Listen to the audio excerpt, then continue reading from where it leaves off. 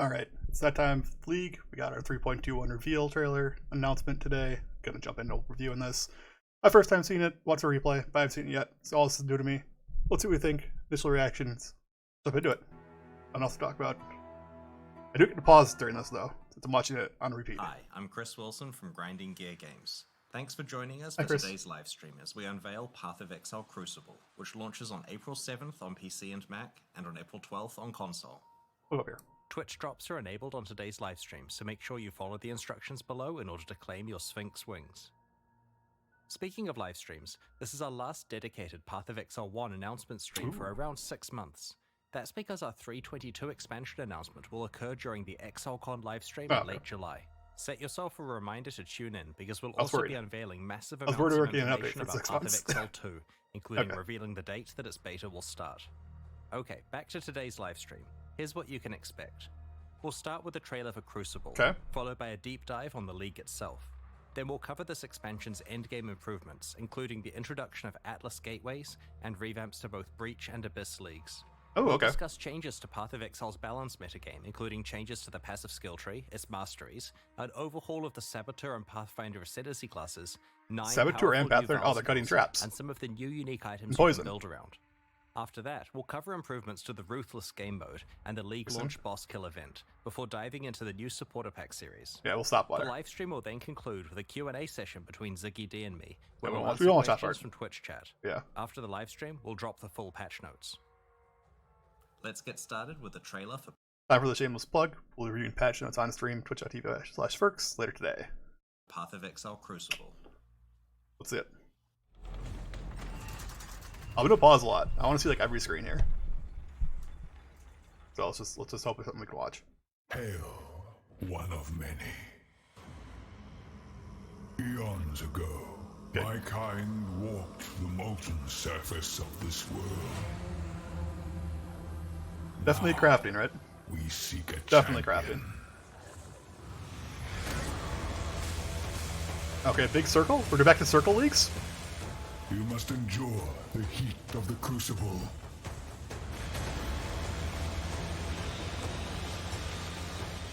To forge weapons unlike It's like a circle league again, like Ritual and Ultimatum. We're doing another circle league. any Raycast has ever seen.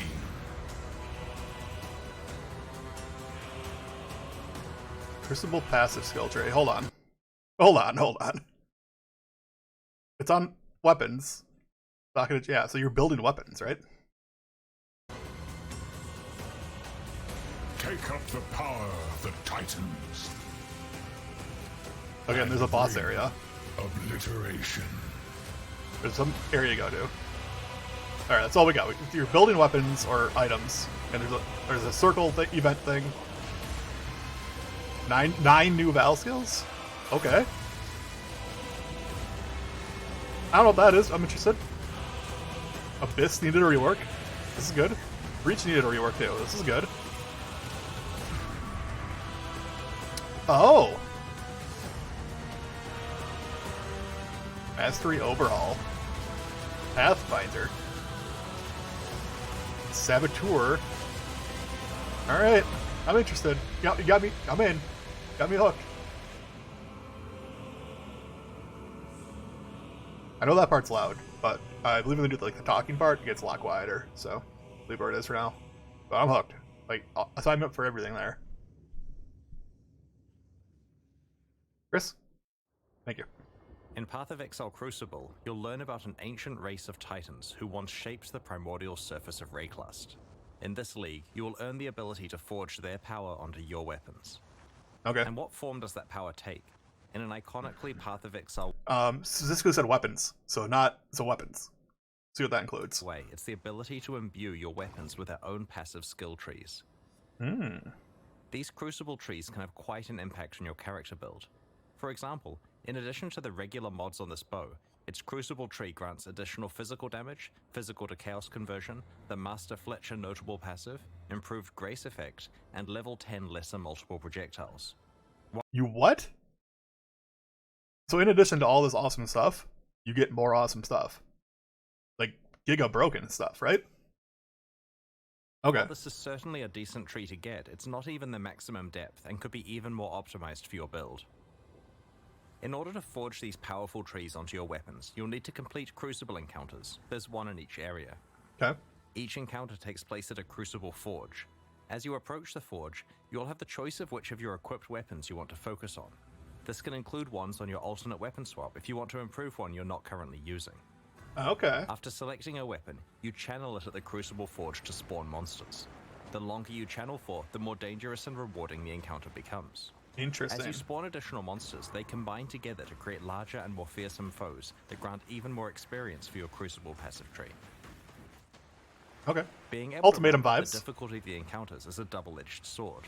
While it gives you the opportunity to make rapid progress on your Crucible weapon crafting projects, it comes with significant risk to your character.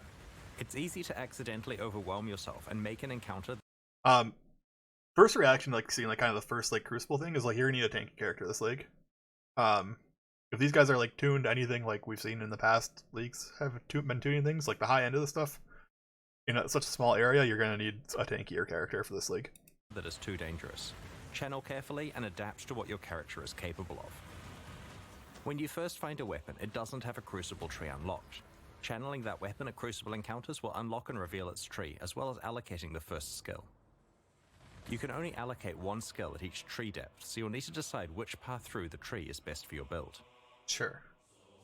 As you get deeper into a tree, more and more experience is required to unlock skills. The final depths can take quite an investment and can only be found rarely on endgame items, but also have some of the most powerful properties.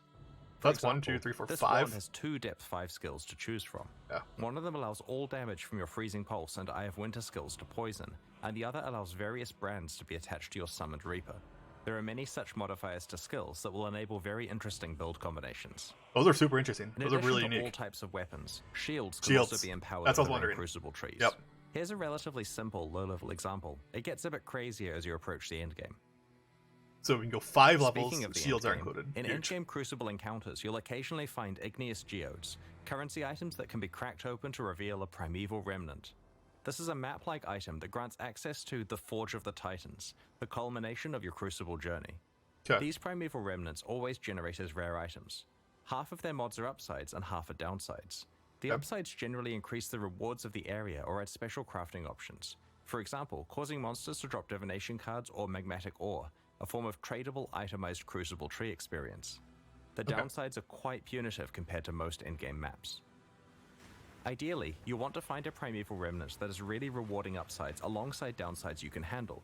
If you don't think you'll survive a visit to the Forge of the Titans, trade the remnant away to someone else and gamble on cracking open another geode. Okay, you can trade them. If you survive That's huge. and manage to reach the end of the area, you'll find the aforementioned forge, which allows you to merge Crucible trees on 2 items together.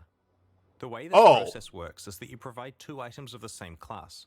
For example, a pair of bows, a pair of shields, or a pair of one-hand axes.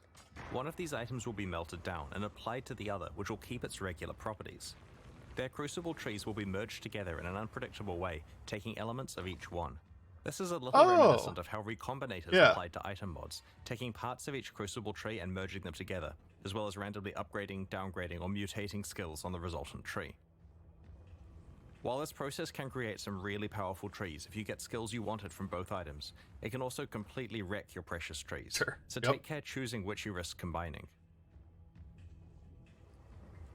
Also, like recombinators, there are ways to manipulate the system to improve your odds at getting certain outcomes. Okay. For example, any skills that have been allocated are more likely to show up in the resultant Crucible tree. Okay. Makes sense. By default, you can only add Crucible trees to non-unique items, but it's possible to get a mod on the Forge of the Titans map that allows you to imbue a unique item with a Crucible tree, which can then be leveled up via regular Crucible encounters. To combine Crucible trees on unique items together, you'll want to find a crystalline geode and crack it open to reveal the secret higher level version of the Forge of the Titans. I probably shouldn't say too much about it, but it will let you do some interesting things with Crucible trees. Interesting. There's an important thing to note about Crucible trees on unique weapons. In addition to being much harder to unlock, there's a special rule about how they can be combined. A unique weapon must be combined with another copy of the same unique weapon to merge their trees together. Okay. Because this destroys one copy, getting a good Crucible tree on a unique weapon makes it insanely valuable. It may also raise the trade value of all unique weapons by quite a lot, as players sacrifice them trying to create perfect Crucible trees. Yeah, okay, true. Occasionally, you'll find a Crucible passive skill tree with a special skill that indicates that the item will sell to vendors for a specific item in addition to its regular sale price. These vendor skills usually occur relatively deeply in the tree, so take some effort to allocate, but usually don't block skill choices you'd make when leveling the item up for use. The presence of these skills presents you with an interesting choice about whether you want to use the item or sell it to a vendor, and whether you want to spend your Crucible experience either revealing new trees to hunt for good skills, leveling up items to use, or leveling up items to sell. That's good. It gives you like a way to Crucible play the game also without... features its own unique items you can earn. For example, El Abin's Visage, a unique helmet, is special in that it's the only armor piece other than shields that can receive Crucible passive skill trees. Sure. Wearing it allows you to double down on certain properties that are only available through these trees. There Cool. are several other unique Good items deal. exclusive to Crucible for you to discover in this league. Crucible is a dual combat crafting league with a focus on encounter difficulty scaling and deep weapon customization with a Yep. power level that we have never seen before. Without a doubt, some of Path of Exile's most powerful weapons will be forged in Crucible. 100%, We yeah. can't wait to see what you manage to create. 100%. Like all recent Path of Exile expansions, Crucible okay, includes I a gotta talk lot about of this for a second. changes with the goal of It sounds like everything's gonna be tradable, so that's kind of huge in Trade League. Buying like already leveled Crucible weapons or like Giga Chad Crucible weapons is gonna be weird. Like you're gonna have like another tier to look through of searching and finding things you like. So it's an interesting way to start. improving Path of Exile's endgame. One area we wanted to address was mobility on the Atlas passive tree. Often, you'll find yourself in a situation where you want to specialize in leagues that are on entirely different sides of the Atlas tree. This was the problem. Or maybe you want to focus on the type of altar that isn't near the leagues you have picked. Also a problem. To solve this, Path of Exile Crucible introduces Atlas gateways. These are nodes that you can allocate on the Atlas tree that allow instant travel between two locations. Good, yeah. There are 3 pairs of gateways, each allowing travel from the left side of the tree to the right side, or vice versa. Each end of the gateway Now I can do Expedition and Essences. So that's really all I cared about. But consumes 1 Atlas skill point to allocate, but will potentially save you large amounts of oh yeah, travel this points. doesn't save so many points. In this expansion, we're targeting a couple of endgame leagues that have fallen behind other leagues on the Atlas tree. Let's start with Breach. Alright. In the live Breach version had of pretty Path bad of Exile, rewards. there are 5 tiers of Breachstone. In Path of Exile Crucible, we're raising the area levels of Breachstones to a much higher baseline level. Okay. 81 for elemental ones, 82 for physical, and 83 for chaos. Now that the regular Breachstones are much higher level, we have retired charged, enriched, and pure Breachstones. They will be converted to regular ones. Okay. We have also changed how flawless Breachstones are acquired. Previously, you could only get them from Maven invitations, but we prefer access to the hardest Breach content to actually come from playing Breach. Yep, makes sense. Now there are 2 ways to get flawless Breachstones. Through Blessings, which are now rarer as a result, and through a skill on the Atlas tree. Cool. Yeah. We've also improved the pacing of Breach encounters.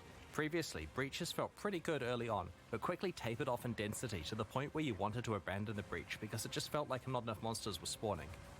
Our changes now keep Breaches feeling dense throughout, This is leaning more on the Absolution. side of There's it a feeling change to Absolution. overwhelming towards I'm the end interested of the already. Breach. We have also reduced the duration of Breaches so there is constant monster pressure and you can get on with your mapping sooner. Excellent. Yeah. There are a whole bunch of other Breach changes that you can read about in the patch notes. Forcing to such as take the like changes to flash Breach Betrayal node on your Research best tree Safe House, to play Scarabs, Breach. Breachstones from Courage Was missions, bad. the Breach Harvest crafting option, the Fragment Stash tab, Divination cards, Breach unique items, Atlas passives, and so on. Yep. We'll suck We're it all also patch notes. revamping Abyss in a similar way. Abyssal Depths now always contain an Abyssal Lich. Good. Previously, the prevailing gameplay was to check the loading screen art of Yep. an Abyssal Depths to see if it contained a Lich, and bail out if it didn't. Yep. Now, the depths always contain a Lich, removing the need for this step. While the rate of encountering Abyssal Liches is unchanged, Abyssal Depths are rarer than before. However, Abysses now have a chance to spawn a Stygian Spire in place of their reward chest, Oh. which will drop all of the jewels and other items you normally receive, as well as a Stygian Vice. So good. So good. In addition, you're guaranteed to always get a 4-hole Abyss alongside your Abyssal Depths. Previously, Abyssal Depths could only spawn immediately after a single Abyssal Hole, which prevented you from getting full value from True. the Abyss. True. It was kind of The cheap. Lightless Legion notable passive has been replaced with a new skill which grants Stygian Spires in your maps drop items with +1 to item level. Kind of big. This is intended to allow players to continue to be able to obtain item level 86 Stygian Vices and other base types as a reward for specializing in Abyss. The small passives leading up to this notable passive have also been replaced. We've done a balanced pass on Abyssal Lich encounters to make them more appropriately difficult relative to the current standard of endgame encounters. Abyss uniques have had some balance attention also, and the details are in the patch notes. Interesting. Abyss uniques. Overall, these changes should ensure you can play a wider variety of leagues in the endgame, both through being able to access them more easily and because Breach and Abyss now feel far more modern and competitive with other popular league content. Nice. Yeah, good. A big goal of the Crucible expansion is to provide a lot of new ways to build characters Now I'm and worried. to breathe new life into older builds. To achieve this, we're doing two things. Firstly, we have created many more interesting options for one of Path of Exile's core build systems, the passive skill tree, by overhauling many of its masteries. Secondly, we have revamped two specific Ascendancy classes. Okay. As we reviewed the masteries on Path of Exile's passive skill tree, we realized that a lot of the choices were rather bland and could be a lot more exciting. We're not going to talk We about ran them? through the masteries one by one and tried to come up with as many interesting stats as we could, ignoring what was currently there. Once we had a short list of high-quality stats, we added in the existing ones that used to be on each mastery and picked the 6 best. All of the leftover ones have been saved for later or used in places like unique items. Okay. This process was performed on approximately half of the masteries on the tree, initially targeting the ones that needed the attention the most. Previously, some masteries only had 4 options, so we've tried to increase as many as possible to 6 options. Nice. We've also added a couple of new mastery types that we felt were missing. Okay. Let's look at an example, the life mastery Hold up. choices. Hold up. These are big. Okay, they kept the plus 50 life. That's like the best one in the game. Betters arm bikes if you have at least 6 life masters. Okay. Grip already has no life. Oh, that's like huge, right? You can just like, that's huge. Yeah, you would never put life on them. If you have, yeah, okay. Count as on low life when below 55. You count as on full life when skills cost life instead of 30% of mana cost. Okay. You can see some of the interesting new options, such as the ability to manipulate your low life and full life thresholds. I don't know if that's ever which allows useful. you to more effectively use the damage while on full life support gem and many unique items. Getting a large increase to maximum life when you have no life on your body armor not only works really well with a whole lot of unique items, but also opens up new prefix composition options for rare body armors. Here you can see the armor and energy shield mastery has more options available than before. These were all pretty bad before. This one's pretty bad. Oh, that's like pretty strong. That's like situationally strong though. Increases and reductions to armor supply. Yeah, I don't know. These are like okay, right? Nothing crazy here. 10% of physical damage from hits taken. This is nice if you are like capped chaos res. The other thing we focused on with this one is tying the mechanics together better. Instead of some being about armor and some being about energy shield, we've tried to make sure each really emphasizes having both armor and energy shield. That was important. It was weird.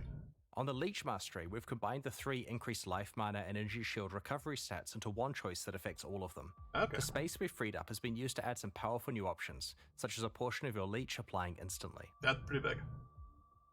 The Spell Suppression Mastery also has many interesting... These ones are big. Prevent plus 3. Okay, that's the same. Inflict fire. Yeah, that's already existing. Pretty bad. Minus 2% chance. Suppress spell damage per hit. Suppress prevent. Okay, so your chance goes down, but you prevent more. Okay, I don't think you want that. Press spell damage cannot inflict elemental. You know, interesting. Okay, if you're wait. If you're spell suppressed, you take this. You're ailment immune, like elemental ailment immune. Unless the ailment comes from a non-spell. Interesting. You have phasing if you have suppressed spell damage recently. Plus 8% chance to suppress damage while phasing.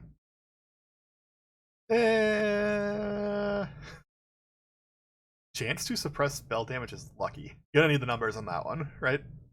Options. Your chance to suppress spell damage becoming lucky is extremely useful before you've optimized your gear and haven't reached 100% yet. The third option rewards you for stacking more than 100% spell suppression, which previously had few benefits. Now it's something you can plan your itemization around. While looking at Masteries, we noted that there were some mechanics that didn't have enough passive tree support, so we decided to add some more options and passive skill choices for those mechanics. Yeah. We also wanted to grant more access to certain types of Masteries in specific parts of the passive skill tree. Sure. For example, in order to allow more access to the attack mastery, we've added an attack cluster by the Templar and one between the Ranger and Shadow.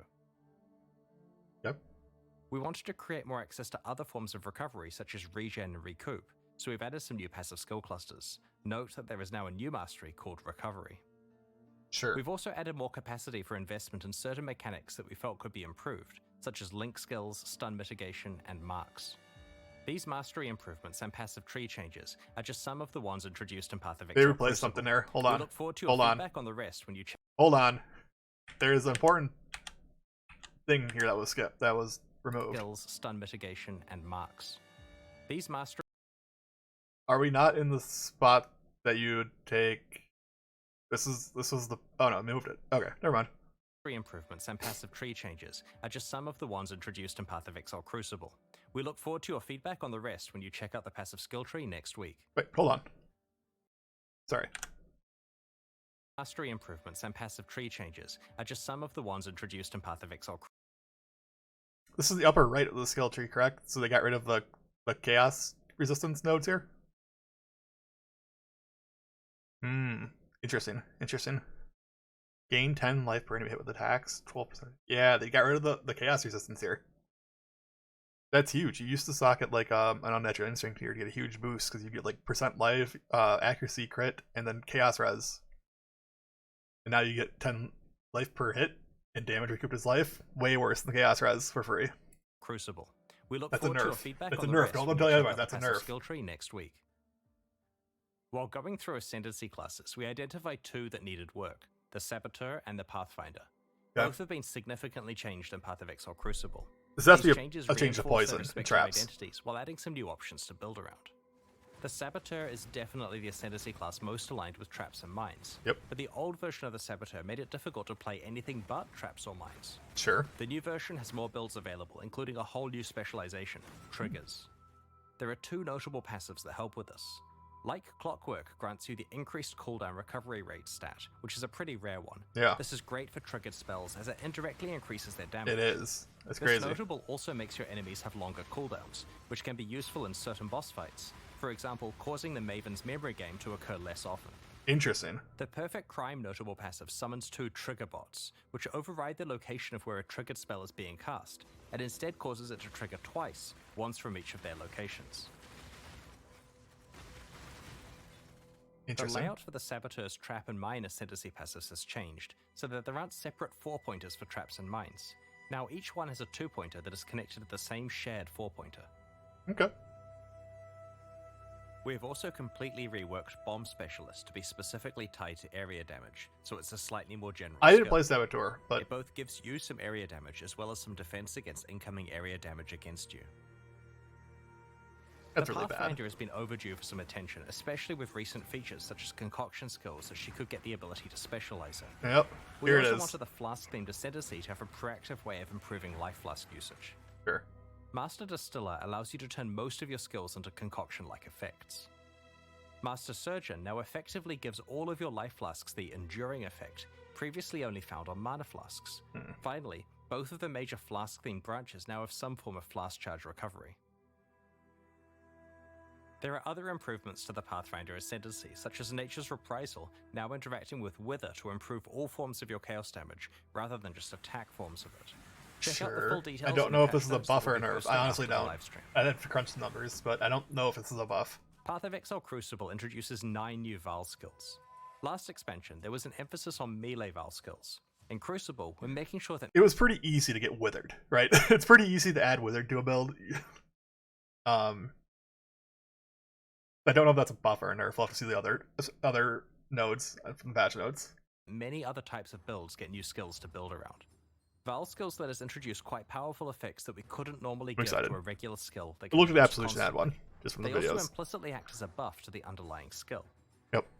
Val Absolution upgrades one of your Sentinels of Absolution into an Apparition of Innocence. You can only have one apparition at once, Okay. but just check out these massive AoE skills it uses. Yeah. Val Arctic Armor instantly encases you in ice, Oh, okay. preventing non-instant actions including movement, but granting massive damage reduction against hits. After a short duration, it also starts to regenerate your energy shield and mana at a fast rate. Both the damage reduction and regeneration last for a few seconds, or until you have been hit 3 times. It cannot be manually cancelled. Because the skill is instant, it's a great emergency button against dangerous boss slams. It's like ice block. It also makes you count as being frozen, despite Arctic Armor normally making you freeze immune. Having another way to self-freeze may be of interest to a few mad scientist build creators in the community. Interesting. Val Lightning Arrow fires a barrage of piercing projectiles that cause lightning to strike nearby targets whenever they hit an enemy. After a short amount of time, or when they collide with terrain, the arrows randomly change direction and continue flying. This occurs a number of times before the arrows expire. Each arrow can hit the same target once per redirect. Because the arrows travel for a set time before redirecting, rather than a set distance, projectile speed modifiers affect the distance traveled. High projectile speed lets you clear out huge areas with them, while reducing your projectile speed increases the chance of them hitting the same target multiple times. This is strong. With very low projectile speed, the skill can hit a single target 20 plus times. It's strong, it's not broken. Reap conjures a ring of scythes that deal damage to all enemies in a circular area. The scythes leave behind a pool of blood that deals heavy physical damage over time to enemies standing in it, and for a short duration after they leave it. Val Reap instantly grants a large number of the blood charges used by normal Reap on use, as well as temporarily higher maximum blood charge capacity, substantially powering up the regular version of the skill. Path of Exile Crucible introduces 5 other Val skills we'll reveal over the next week. What? Val Animate Weapon, Val Domination, Val Ice Shot, Val Rejuvenation Totem, and Val Firestorm. Okay. This expansion also A little introduces more interested than 10 in new Absolution. I unique don't think it items. solves There are Absolution's 3 in problems, particular though. I'd like to show you today.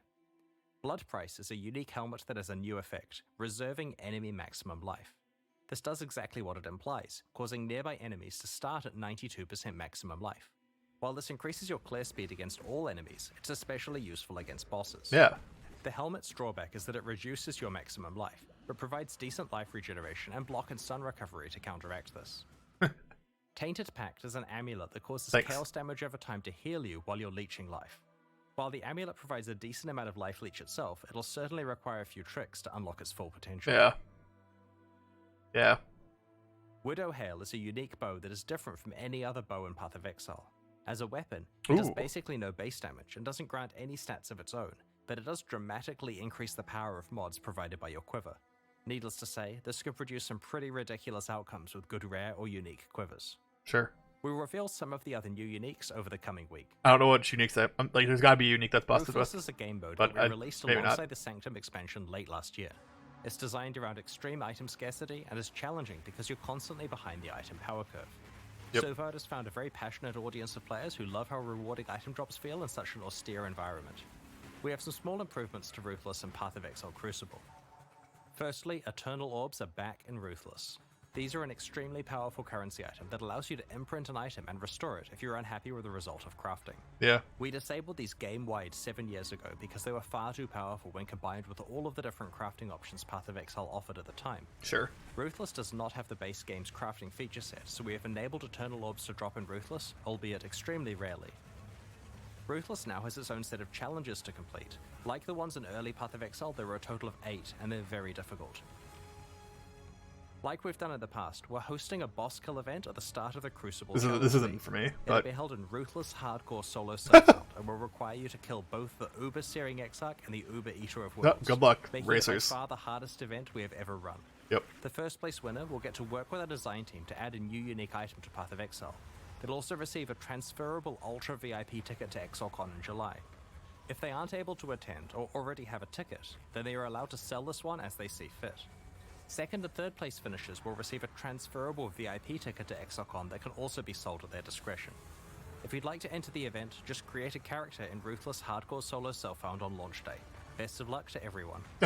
Yeah, just do that. On the weekend of July 29 to 30 New Zealand time, which is July 28 to Are 29 we done? for much of the rest of the world, Is that, we're Chris? going to be hosting All the news? ExileCon 2023 in Auckland, New Zealand.